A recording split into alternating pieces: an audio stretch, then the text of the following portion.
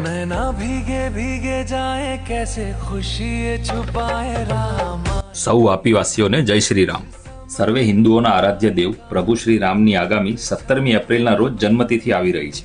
એ ઉપલક્ષ્યમાં વાપીમાં વિવિધ સ્થળોએ ભવ્ય શોભાયાત્રા નીકળશે।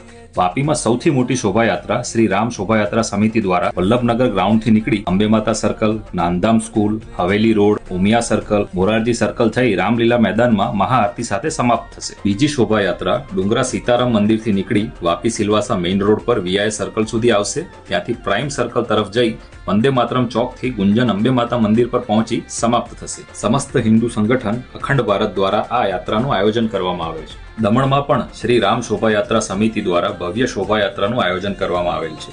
આ શોભાયાત્રા અંબે માતા ચોક, વડચોક સર્કલ, ભેંસ રોડથી મસાલ ચોક થઈ પદ્માવતી પાર્ટી પ્લોટ પર સમાપ્ત થશે।